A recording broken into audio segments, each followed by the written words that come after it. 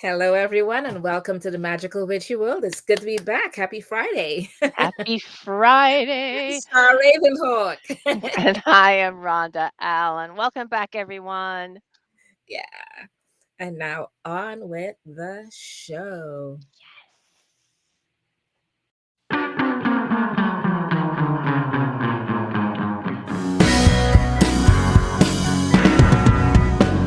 It's a magical witchy world. It's a magical witchy world.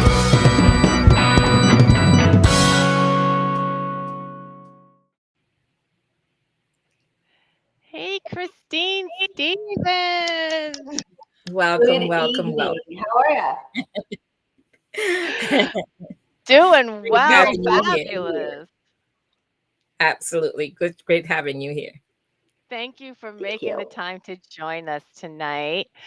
We would love to introduce you first to all of our I don't want to say guests, but to everyone watching live and or on playback by introducing you by going through your bio first. Okay. So Okay. Christine is an Alexandrian witch and former high priestess of the New Orleans Coven and splits her time between Ohio and New Orleans.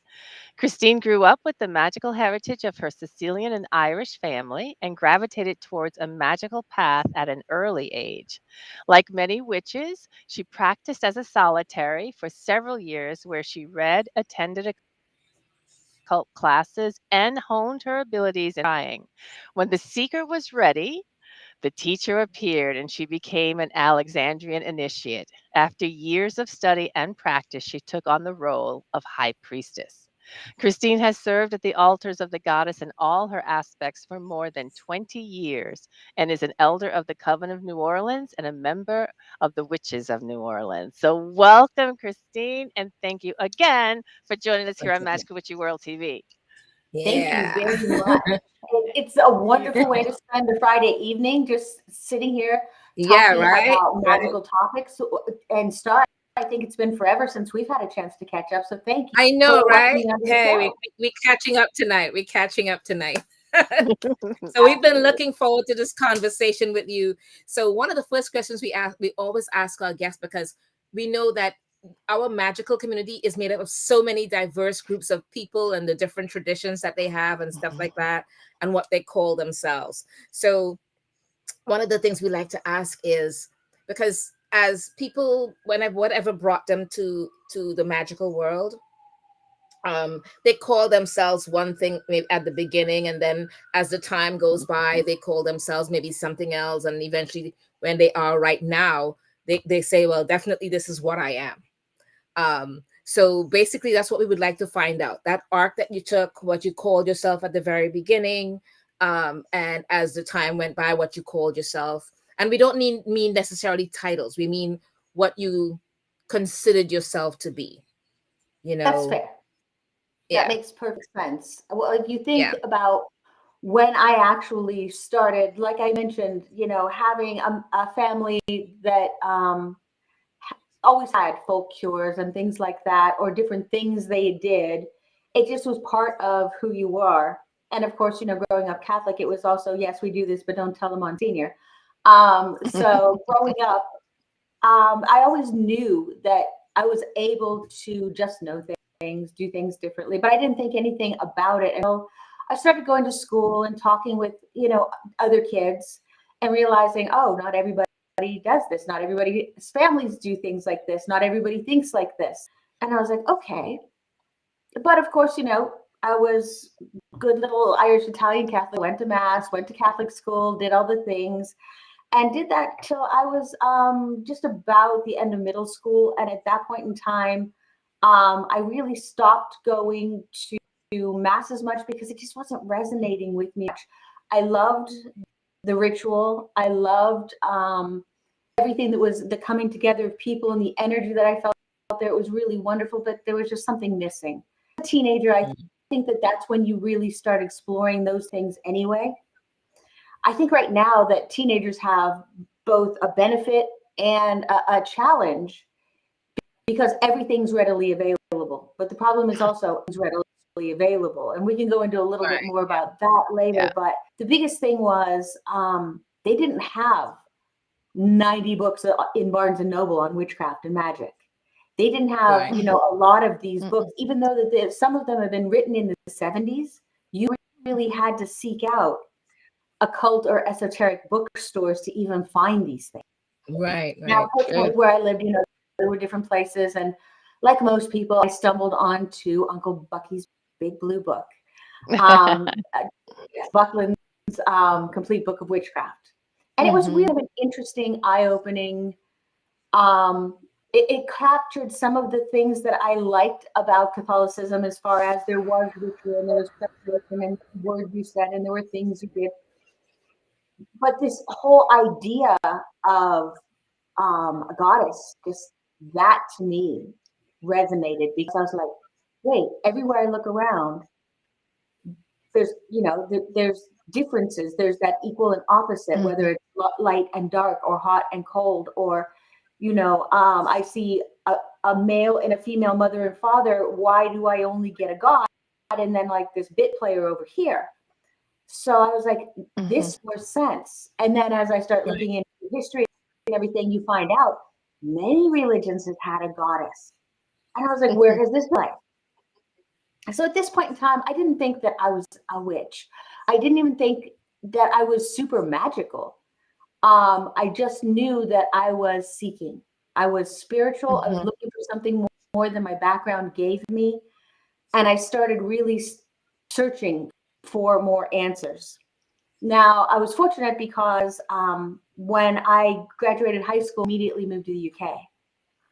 And because Mhm. the UK magical community was more established, just back in the 80s, and now I'm dating myself, but yes, back in the it was still pretty secretive.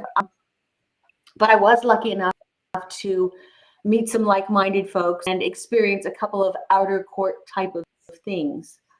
I really enjoyed it, and I knew that that's part of the path that I wanted, but it still didn't resonate enough with me to say, this is Right. what I want to do. This is the path I want to follow. But by meeting, a couple of Gardnerians and meeting some more of the eclectic Wiccans and what Mhm. they consider themselves, traditional witches, and getting a chance to meet some of those folks, it really let me know that, yes, this is the direction I want to go in. I just haven't found my tribe yet. So Yeah. this Mhm. Mhm. I'm still a seeker, and I do this, and when I came to the United States, of course, now the witchcraft movement is starting to gain momentum here in the States. Star, I was lucky enough to go to your part of New York City a bunch of times before you and I even met, because Oh, it's one of okay. my favorite parts of the city. I mean, with all the goth Mm. shops and everything else. I mean, come on, my amp doesn't come in black. Um, Right. Mhm. so I got more comfortable, built a bigger network, got more books, still kept reading, met some other folks that, called themselves witches. And I got to experiment a little bit, which was fun. Mhm. It still wasn't clicking though, which is why I have my own solitary practice. I did the typicals. I'm going to dedicate myself, but even then, I knew I was dedicating myself to the god and the goddess, not just the goddess, not just Mhm. the god. I was like, no, this is a, holy duality to me, and I need both in my life. Mhm. Right. Mhm. Um, Mhm. and I would practice earnestly the things that I learned in the book, and I would dress candles, and I would call quarters, and I would burn incense. And it's great because little did I know all of that was going to be great training for becoming an Alexandrian. Right. Just Right. add way more incense and copious amounts of wine, and halfway there, right? So at that point in time, I'm still not self a witch. I felt like I had a magical practice, but to me, Okay. I don't know. I thought I did witchy things. Um, Scrying has always come very naturally to me. Mhm. Um, Brian sometimes calls me his troublesome seer because I see things, I know things, and I immediately sometimes blurt them out. I try not to. But sometimes I'm like, but he's like, so now I have this internal rule that says, unless somebody brings it up, you don't talk about it, because otherwise people tend to get a little freaked out.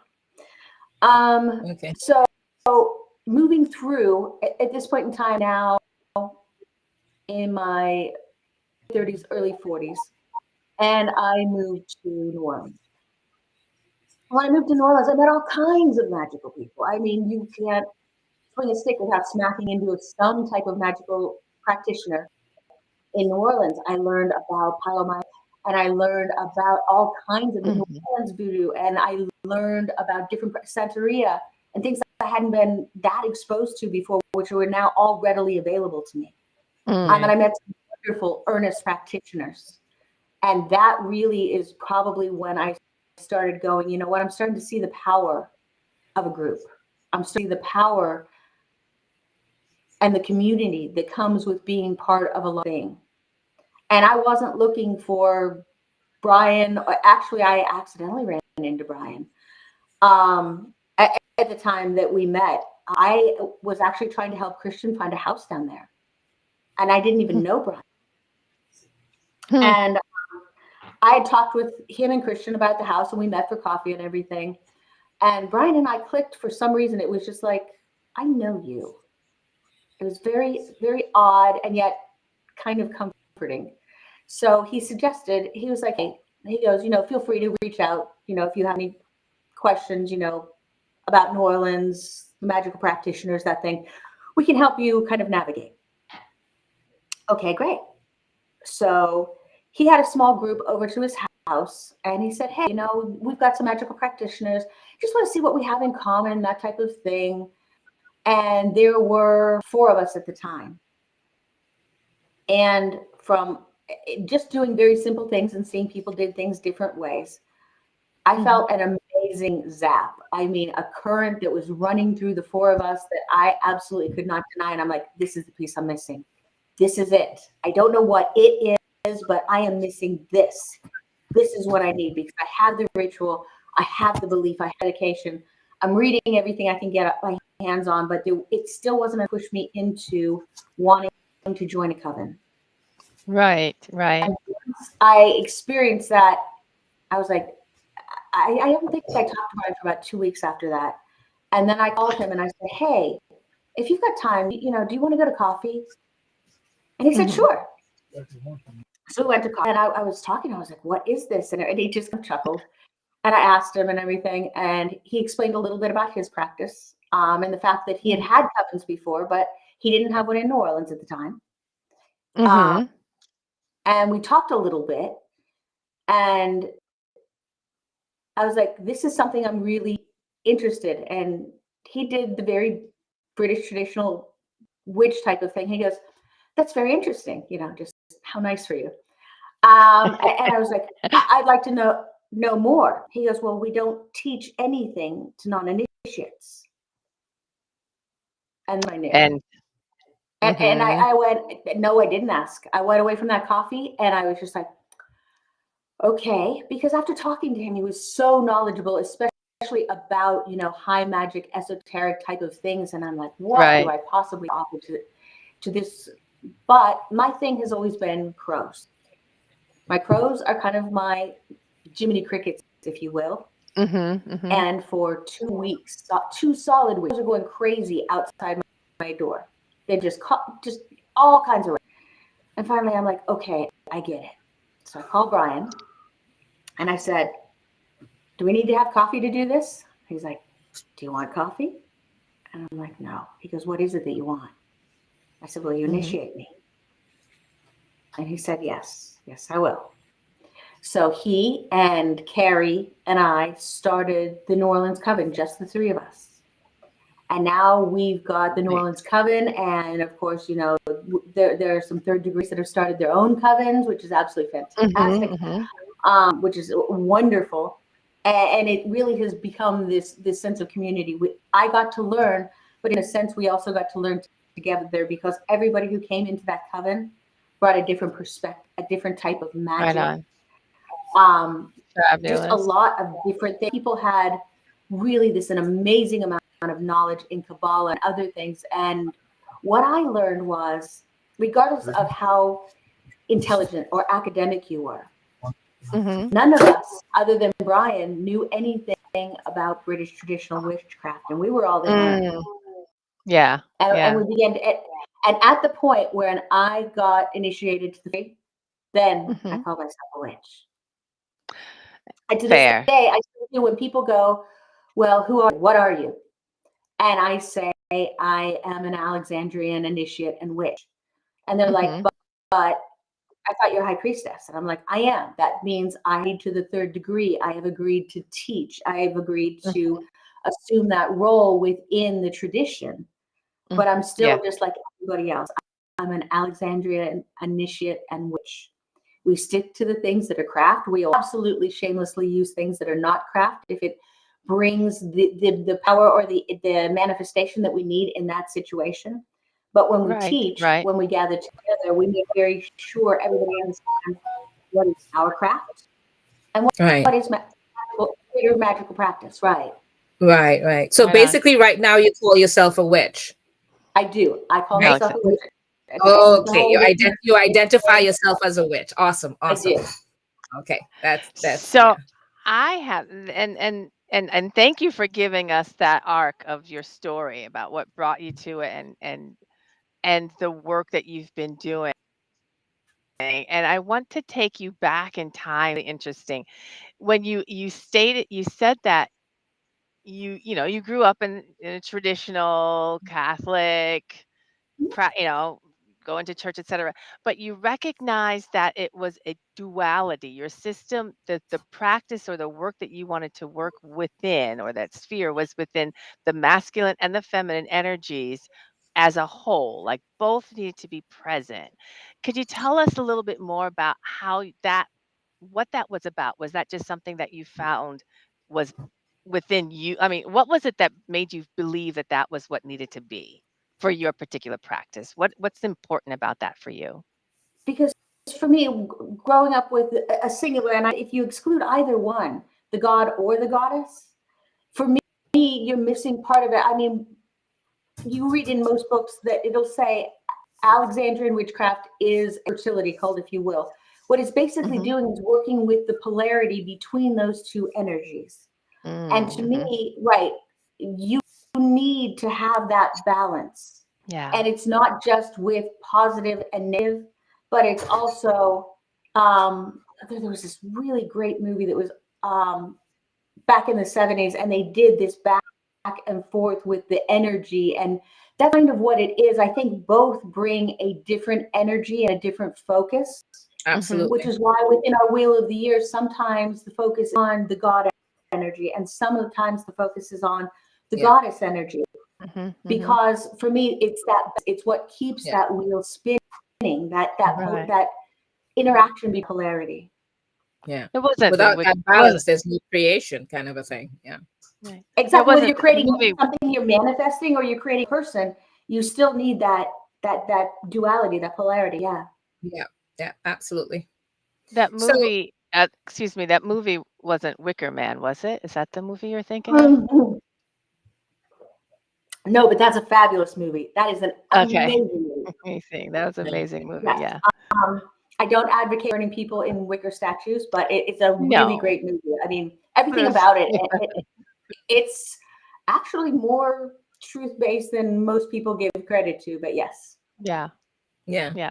Okay. Awesome. Thank you. So from your point of view, not anyone else's, what does it mean to be that witch?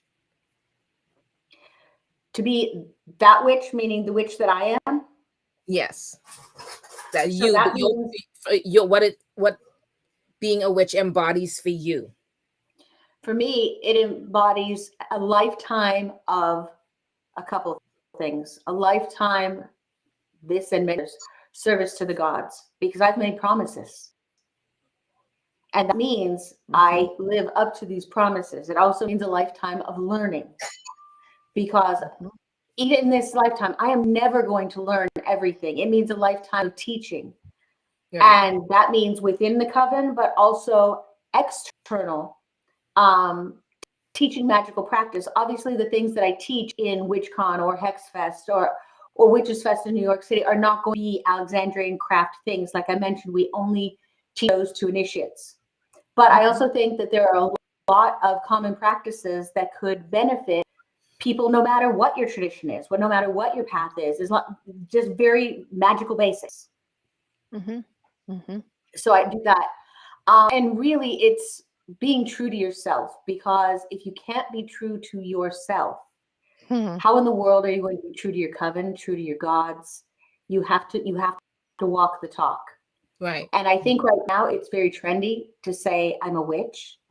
I think it's a popular thing. Some people put it on as an aesthetic. And Yeah. what I tell them is I don't judge them. If you want yourself a witch, great. You want to wear all the witch aesthetic things and do the spookies, great. I don't think we're the same witch, Right. because what I do is the things that I've signed up for. You've signed up for, you know, making sure that you is right, or you may be doing different types of magic, or you may be seeking, and you're seeing, I'm a witch, but what kind of witch am I? They haven't really narrowed down the practice they want, what type of thing, which is why I think that whatever you call yourself, if it resonates with you and you believe it, I'm not going to tell you not to. I'm just going to tell you we're not the same. Fair enough. Fair Okay. enough. So and start saying, I love the room that you are in. Tell Yeah. us about how magic is a part. How do you fit it into your day? The nice thing is, if you make it second nature, everything you do throughout your day can be bits and pieces of magical practice. You can surround yourself with talismans. You can surround yourself with things that are going to remind you to do different things. So if you wake up and you're one of the people that does sun salutations, I am the first person to tell you that is not me. Don't talk to me before Truth. coffee. And I'm pretty sure that the gods don't want me to talk to them before coffee either. So Right yes, on. I'm not a sun salutations person, but I do get up, and Nope. everything from what I put into my cooking to what I choose to read and the energy I choose to take in. I'm conscious of the fact that if I am choosing to watch a scary movie, I'm Mhm. choosing to bring that type of energy and that type of mindset into my space.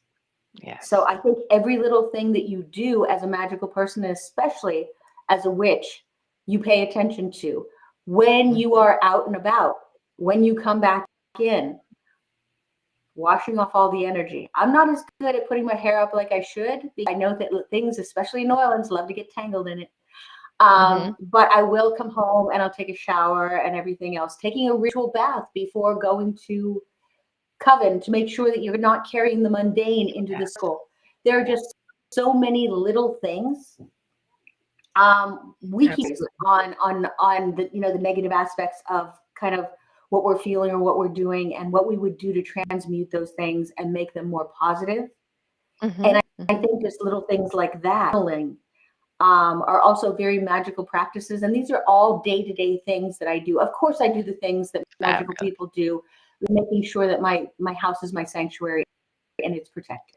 Right. Right. I make sure that I'm cleaning the air, cleaning the physical surfaces, making sure that my temple space is ready, all those types of things. But there's also 1,000 things. Cooking dinner. I teach a class Mhm. occasionally called Practical Priesthood. Little things like making dinner can become a magical working, because if you have intention and you know the herbs and the ingredients that you're putting in, and you know the magical properties of these things, you can Yes. actually work to manifest an environment of feeling harmony just by making dinner. Yeah. Right. Absolutely. Absolutely. Well So for said. me, Well said. being that witch, yes, being that witch means putting that into everything I do as often as possible. And I'm also going to do that. What I do for a living, it's also helped me read energies and understand how to approach a conversation long before anybody has started speaking. Mm. That's Fabulous. wonderful. That's wonderful. All right. So tell us a little bit about what you consider very important to you right now, or that has become important to you. Um, Two things. Number one, as you've gathered, I believe that if you're going to be if you are going to be a magical person of any tradition, you need to do the work. You need to put the time in. Yeah. You need to read. You need to study. You need to attend the key things and gatherings that happen within that tradition, because if not, you're only cheating yourself. Sure, you're giving yourself whatever you're Yeah. going to call yourself, but it's, what is it they say? All sizzle and no steak. Yes. You need the substance behind that. If you're going to do real magic, real powerful magic, you need to have a real powerful foundation. Mhm. It's also really good to have a community of people who have done like you're doing before, because things don't always go right. Things don't always go good. And sometimes you need some advice, and having that magical community to reach out to is important. And that takes me to my second thing, and that is magical community. Magical Right. community to me is so important, especially right now with the way that the United States is. Yeah. Knowing other, knowing where we are, who we are, and how to protect each other as often as we can, wherever we can, is so important. Yeah, actually, I Um, want to say that is my next question was about community and about community and you. So talk to us a little bit more about that. What's your work with community, considering, as you say, the state and what's happening real time right now? so right now, what I can do, because I don't have a coven up here in Ohio right now, and as you've heard, I bounce all over the place, whether I'm traveling around the globe for Yeah. business or New Orleans. Brian always jokes with me. He's like, "Hey, when are you going to start a coven up there?" And I always fire back, "What do you suggest I do? Initiate the Amish," because I am out Yeah. here literally with corn and cows, and but at the same time, there's also, some factories and things like that. But there are an awful lot of Right. Amish folks, and we see the buggies and everything. Um, Yes. it hasn't lent itself to developing a coven up here yet. So what I can do is making sure that if people need energy, if people need healing, if people need food, Mhm. if people need to know where they can go to have a warm meal or a safe place to stay, I make sure that I contribute to the organizations that are doing the good work. Right. I make sure that I vote with my pocketbook to organizations that do not support the magical community, not Mhm. support diversity, that do not support. The most powerful thing we can do is Mhm. just don't lend your voice, your money, or your time to anything that does not better you or your community. Or the Right on, collective Phyllis. in general, period. That's it. Right on. Unfortunately, Exactly. which a lot of Yep. people have not learned, that we are as a collective should be looking out for each other, but we have not learned that yet. No. Well, Human I'm beings. guessing you've heard a little bit about the witch wars in New Orleans. So yeah, I might know a little bit about that. Well, it's not even just the witch wars; it's just the wars, the civil wars among us, our people in general. We have not learned yet to, as a collective, to be able to support one another and have each Mm. other's backs. So there's no way we will have that even among witches or the magical community. We Mm. don't have it. If we don't have it in the wider collective, we certainly don't have it there. It's just Yeah. No, and I agree. I think the biggest challenge is human nature, because I think, to start to be fair, we have knowledge. What we don't have is the willingness. The will, yeah, exactly.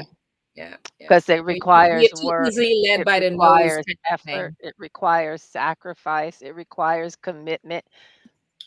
Too And much. and It and just requires bravery.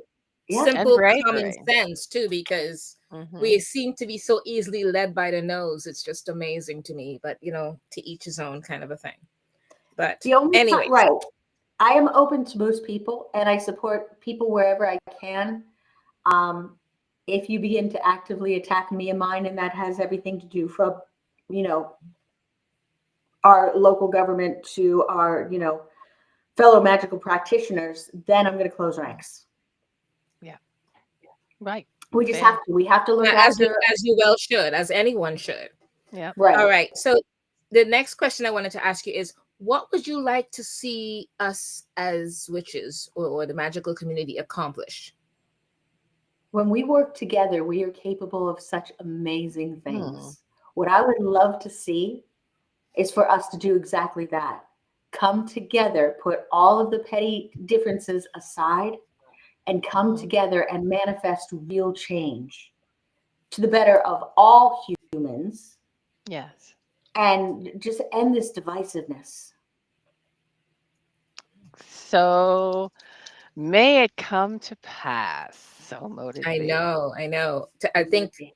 in this Um, country, I've never seen it being more divisive, not more than ever in its history, more than now, or maybe back right. in the Civil War Yeah. time.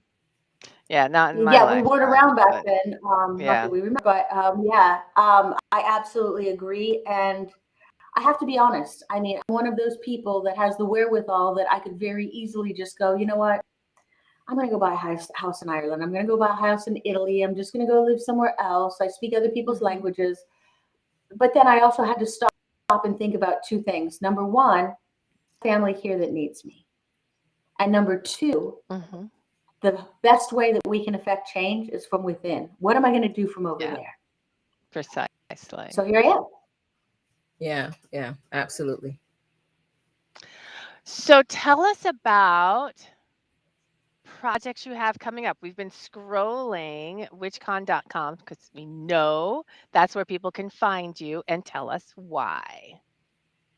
So yes, like I mentioned, I'll teach non-Alexandrian craft things. Have done Hexfest for like 10 years. I've been able to go to Witches Fest in New York City. And this year I'm going doing WitchCon, I think for like the sixth or seventh time. And this one's going to be a very personal one. Normally I'll do things like, the goddess and start. If you could do me a favor, and Hmm. also somewhere in there before the end of your show, flash your website where they can buy those pathworking kits that you create that are so absolutely amazing. Oh, I have sure, sure, used sure. one of them, the spider one, and I've done it at some of the classes, and I always give you and Bronwyn credit for them. And I get such an amazing response, and everybody's like, "Where can I get these?" So if we can Okay. if we can give that opportunity to get them, even if they're not in production right at the moment, I think that that would be a great thing. Yeah, This year yeah. at WIPON, I'm teaching something very personal. As you know, I've stepped down from being the High Priestess of New Orleans Coven, obviously because it's a training coven and I'm not there every week. And Mhm. Brian's a single parent again. But what I am doing is I'm teaching a class called Stepping Out of the Circle, basically how to transition from being in a coven or a where you're working with other people to being by Mhm. yourself, and how Mhm. to Mhm. make that tradition work, how to make that work. It's going to be a temporary thing or a permanent conscious decision. How do you continue your magical practice once you've stepped away from a larger group, either by choice or necessity? Yeah. And that is a valid subject to cover. I've experienced that myself, and it is a valid. It's a transition.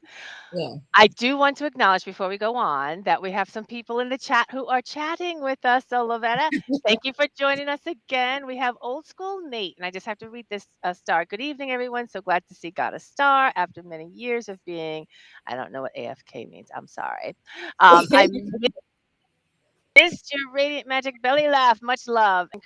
And Oh, Old School Nate also says Christine's room is fabulous. Love that dark walnut. So just had to thank call them you. out, and of course, Lavetta, thank you so much for the greetings and the good evenings. So thank you all.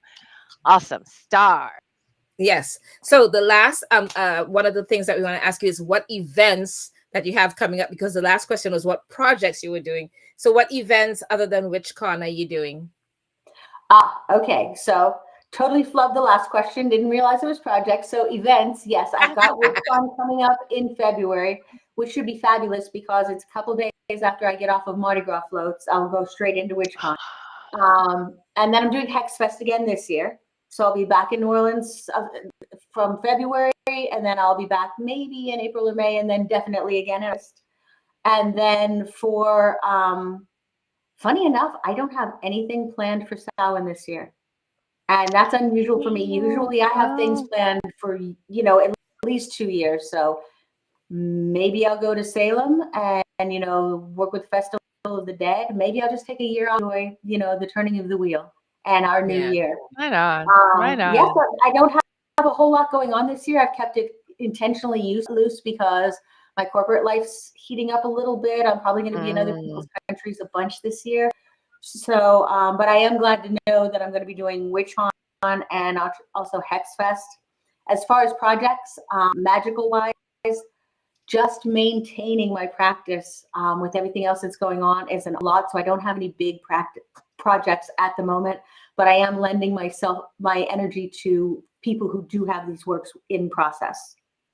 Right, right. That's awesome. got you. That's awesome. I can't thank you enough, Christine, for taking the time to come out tonight. Seriously, great Well, conversation. thank Yes. you. I didn't And even leave my office. Right. no, oh, no, exactly. And I'm going to, we have you up, we have the witchcon.com URL so people can go there. They can see all the presenters. They can find you as a presenter. They can find out more about Mhm. the specific class that you'll be teaching this year as well, which is important. So thank And you so for much really quickly, m- um the what you call it, the coffins that are made for the Yes. journey to the underworld goddess. It is at Charm by Star with two R's dot store. So if you look for me, Charmed Perfect. by I will make Star. sure I put that on my personal Facebook page as well. It's yeah, Charmed by Star, Charmed by Star dot STARR store. Yeah, dot yeah. dot No, store, not dot com, dot store. No, dot store now. Yeah, Okay. Hey, thank you. perfect. that's it. Yeah. And Awesome. it's called the Thank you. Graveyard Kit. So the graveyard, anything graveyard, it's graveyard kits. Excellent. Excellent. Okay. Awesome. Thank Thank you you. so much again, Christine. And for everybody else, don't forget to catch some of our older shows, preview or a glimpse at some of what we have on Magical Witchy World TV.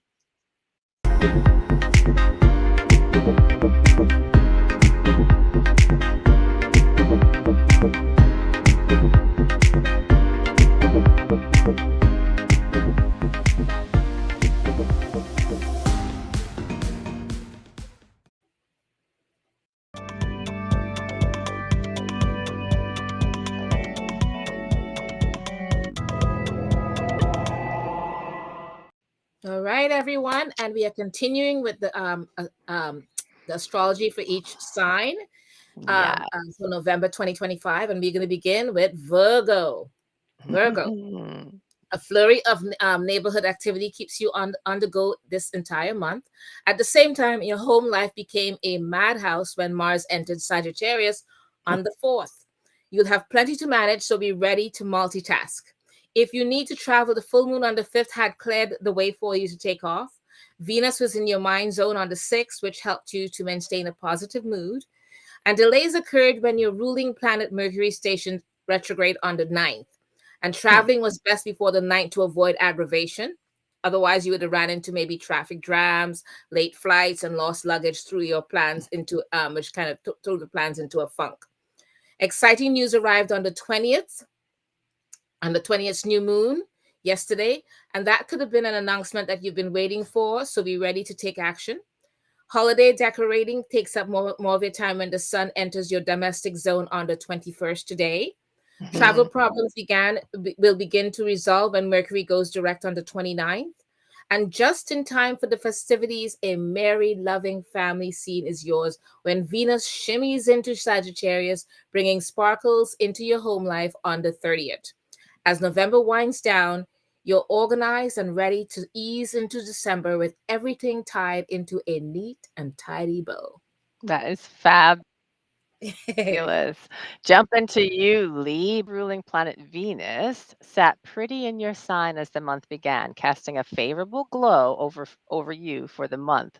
This amplified your charm, which can give you the edge in every situation. Possible thanks to the sun touring the money zone of your chart at the start of the month. But the harder you hustle, the more you can make. Mars in Sagittarius on the 4th gave you the grit to stay on your grind, and that gave you the mental fortitude to move past obstacles. Hop and keep going. Update or revise your budget, and that needs you should have done that work around the 5th, but keep doing this now that we just moved through our new moon yesterday. Best day for plugging leaks and finding opportunities to save was also around earlier this month. Venus strengthened your cash attraction skills when she pranced into your second house on the 6th. That's when you were tempted to spend it as quickly as it came in, especially when Mercury stationed retro on the 9th. A bit of restraint kept your money safe. A new money making opportunity, though, shows up around this 20th on that new moon as that new moon, quote, lit up the sky, so called. While this holds promise, make sure you read the fine print before signing on. Travel when the sun cruises into Sagittarius today on the 21st. Where do you want to go? Pick a destination, make some plans. Hold off on going until Mercury stations direct, though, on the 29th. You're free to hit the dusty trails. Make it a tour for two when Venus darts into your short trip sector and makes a fortunate angle to Neptune on the 30th. Plan a romantic getaway. A romantic getaway at a bed and breakfast, just the thing to add a little space, grow shorter. All right. And Scorpio, the sun is in your sign, making this your official season. All right. You Mm. had no trouble turning heads, so strut your stuff. Your ruling planet Mars bounced into the money section of your chart on the 4th, creating the ideal conditions to make your dough rise. The full moon on the 5th brought closure to relationships, and let go, and you'll have a space for new people to enter the picture. Your star quality rose when Venus entered Scorpio on the 6th. Glow up? Yes, indeed. Get gussied up and you'll feel like $1 million just in time for the holidays. Mercury stationed retrograde on the 9th, putting a crimp in your earning potential. Unexpected expenses could drain your account, so keep a close watch on your finances. And you experience foot in mouth syndrome. Oh, Mercury Lord. moves back into your sign on the 18th. This won't dull your shine, but you may irk a few people. Buy new clothes on the 20th. And that new moon was on the 20th as well, which cast a favorable light on you. And you'll come out smelling like a rose no matter how big the gaff. It's also an ideal day to try a new look, especially if you feel like you've been in a style rut. You can recoup your moolah when the sun ambles into your Sagittarius on the 21st. And the next 4 weeks could be excellent for all your financial matters if you play your cards right. That gets easier to do when Mercury stations direct on the 29th. You'll be able to see what benefits you better after this day. Lastly, Venus will be in Sagittarius on the 30th, a fabulous transit for attracting new revenue streams. As the holiday begins to arrive, you'll have enough money on hand to spoil your loved ones and yourself. Right Yay. on, right on. All right, Sagittarius, let's look at your chart, your month. Accelerated when Mars moved into your sign on the 4th. Although you might like to rest, this transit made it hard to sit still. It had you fired up. A work situation reached a conclusion on the 5th, around the time of the full moon, and that freed you up for new ventures. Clandestine romantic activities were also possible when Venus moved into your secretive Scorpio back on the 6th. On the 9th, that had you watching your mouth, which was hard to do, especially when Mercury stationed retro. You had to be mindful if you wanted to protect your privacy. You'll also want to keep a close eye on your finance. Jupiter stations retro on the 11th, so that is something to keep in mind. Be careful as it could ease sources if you're careless. Keep in mind also Jupiter will remain retrograde until spring, so frugality, even though it's not in your nature, in this case, it's wise. Practice frugality. A profound emotional shift occurs with the new moon on the 20th. So, yesterday, profound emotional shifts. It's also an excellent day to focus on self care. So, make some time for you. This will have you refreshed for the sun's entry into your sign on the 21st today. And then the following have you at your fiery best. Mercury goes direct on the 29th. meaning you're free to say what you want without fear of drama. The month ends with Venus moving into Sagittarius on the 30th, amplifying your charm factor. And as December approaches, you're looking fab and ready for fun. Man, Sag, not so bad. Yes, Awesome. So, sounds of course, wonderful. now, Yeah. what do we have to do? We have to pull a card.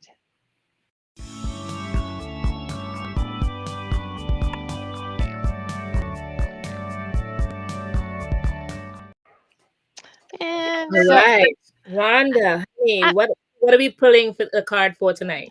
I think we're back at that money thing because everything that we were reading, there was money. There's foot and mouth and there's money. So let's That just one look got at me. That one got me. that was good. That was good. That was for me, Scorpio.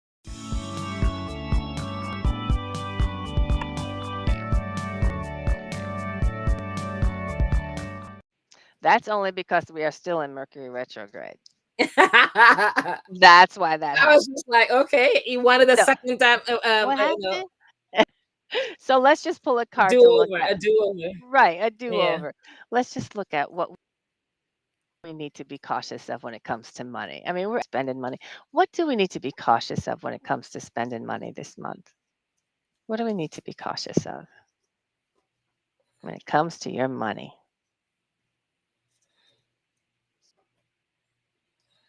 Jeez. You can't even make this. I'm working with the Witch's Tarot. Again, I know this Oh is your wow, I'm doing the favorite same thing. deck. I'm doing the same And thing. so I'm Yeah. working with the Witch's Tarot. And guess what card I got? The Five of Pentacles. Oh my goodness. Five of Yes. Pentacles. This is when you say, how can you make this stuff up? To be cautious of when dealing with money. Well, Pentacles is your money, and fives are a challenge. Look at that winter scene. These It's coins on this sparseness. bare tree. I mean, Yeah. what is it telling us about? In this instance, it just sometimes you have to just sit it out. I'm just going to say in this instance, this for me is like freeze your bank account, which in essence I did the other day. Excuse me, freeze your bank account. Don't be going out and doing anything ridiculous. This is not a time. This is not where money's going to grow. It's just hold off. So I'm taking that as let your coins just sit there. Don't go about trying to pluck everything off the tree. That's how I'm reading that 5 of Pentacles. Right, right. And I ended up with two cards, this is Oh. very rare for me. Mhm. The Page of Cups. And if you look at Oh. the wave that's hitting it there, I think you have to be careful a little bit of being overwhelmed. Mhm. It's a Too nice many things coming at you at the same time. So you don't want to have it just kind of come in and go right out. So Mhm. be careful with that. And then I ended up with the Seven of Pentacles. Wow. Can you pull the And card over to the screen? We can't see it. sorry, can you see Back. it? Pull it back towards you. There we go. Okay. Yeah. So the Seven of Pentacles with this one, he's not being miserly, but he's holding on to his coins, and he's trying to invest it in certain places. Yep. He's trying to be as wise as possible as to where he's placing it, because he would like to see it kind of grow. So again, he's not being miserly, he's just being careful, overly careful, as to where he's placing those coins, those monies, and how as to get the best growth out of it, if that's the word that I'm looking That for. makes perfect sense. That makes Yeah, perfect sense. Yep. yeah. Yep. So That makes it's kind perfect of like, sense. I you know, mean, I again, for me, the cards are showing exactly what we needed to see. yeah, We're moving into winter. We're a month away from Yule's and winter solstice. My card is an image of a winter scene and a tree that's in the height of its slumber. yeah. So yeah, for The cards tell me, its tale. The coins, they cards do just need tell to its tale. rest. Yep, All right. right on. So Thank yeah. you. So next week our guest will be Carrie Ewers, which is next week, November 28th. Ooh. Carrie Ewers. I hope I'm saying that correctly. And Mhm. Rhonda and I would like to thank all of you in the chat tonight that's been there with us, and our guest, Christine Stevens, for being on the show tonight with us. We want to thank her so much for being. Yes. And Rhonda, Please, everyone, do like, subscribe, and share. Please do hit the thumbs up if you're watching on YouTube, and if you can share with a friend. Reminding that we are out here. We're still here. We're doing our shows every Friday night. So thank you, everyone, for joining the chat. We really appreciate you being here with us. Oh, all right. that's it. Take care, everyone. Have a fabulous, fabulous week, everyone. And if you celebrate this upcoming All right. Thursday, enjoy however you choose to Yeah. celebrate. Enjoy.